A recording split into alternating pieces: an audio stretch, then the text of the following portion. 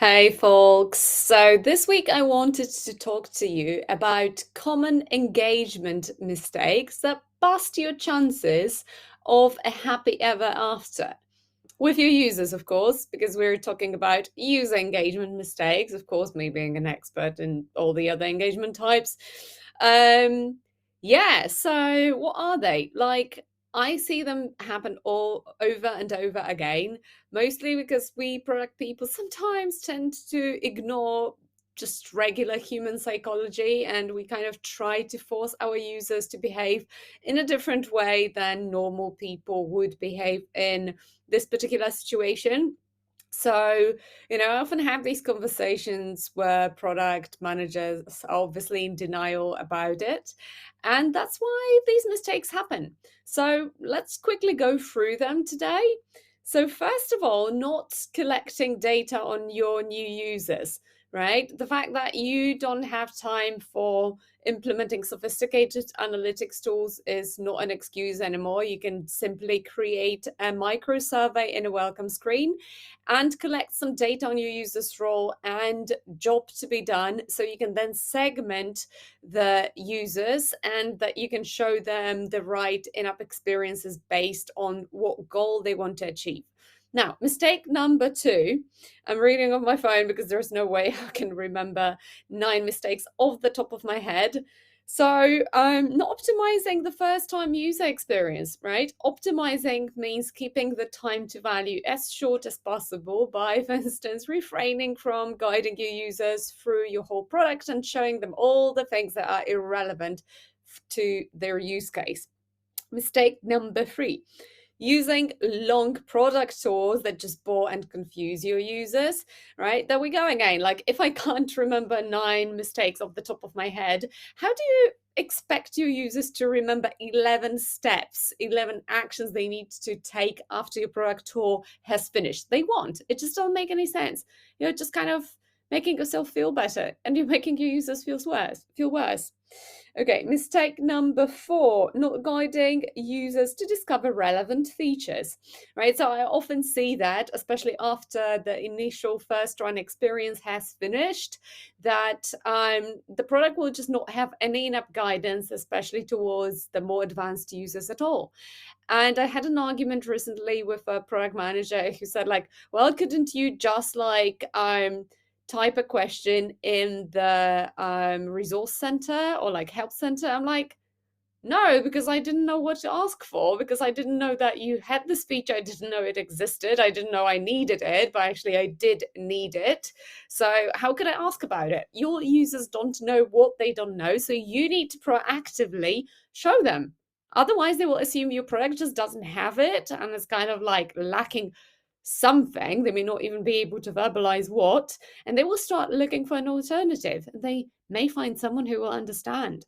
Right, so mistake number 5, right? Using too many in-app engagement prompts, right? So it's either all or nothing, right? Sometimes the larger product teams, they kind of go over the top and they don't use segmentation correctly. And this is when something like in the examples in the article or in the newsletter below happens with, like, for instance, Zoom or Market Muse, that you have all these tooltips or modals and sliders on top of one another, and it looks horrible. It obscures the view. It does more harm than good. So if you're using in-app experiences that are showing on the same page, make sure that you throttle them. So make sure that you don't show them all at once. So either you put in time delays or you restrict them to certain user segments, or you make the triggering of these experiences conditional upon, either seeing and engaging and dismissing the previous one or accomplishing a certain goal. So the previous one disappears and then the next one appears, right? Like, one goes out, one comes in. Mistake number 6, not announcing new features and product updates.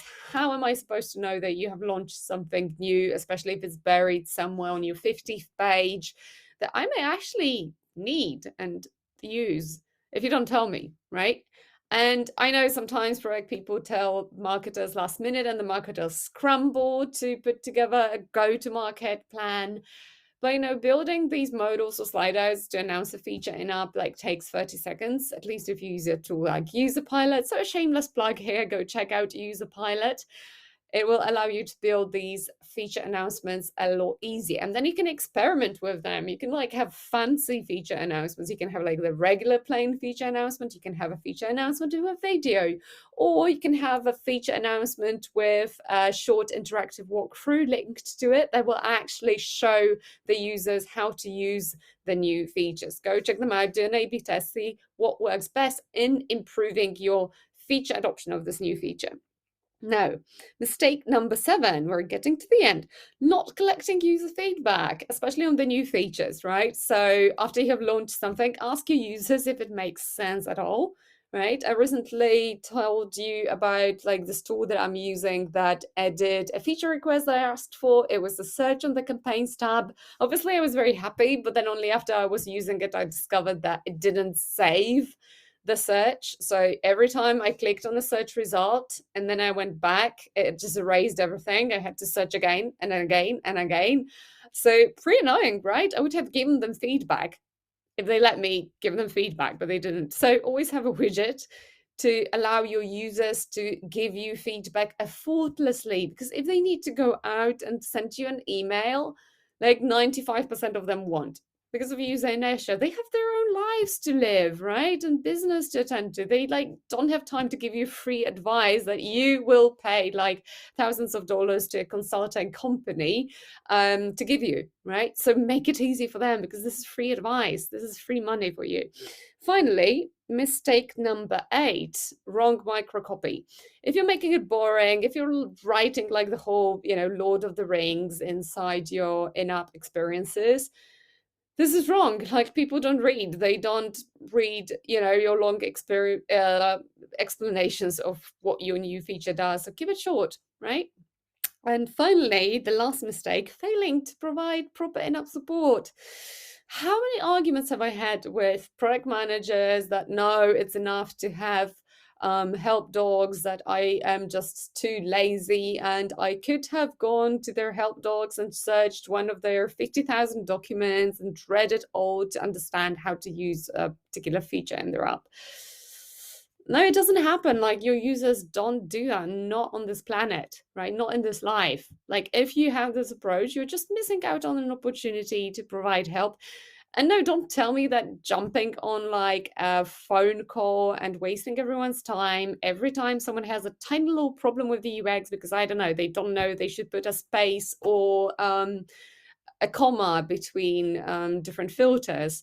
It just doesn't make sense for anyone. So yeah, make sure you provide in-app support that is automated 24/7 and reactive.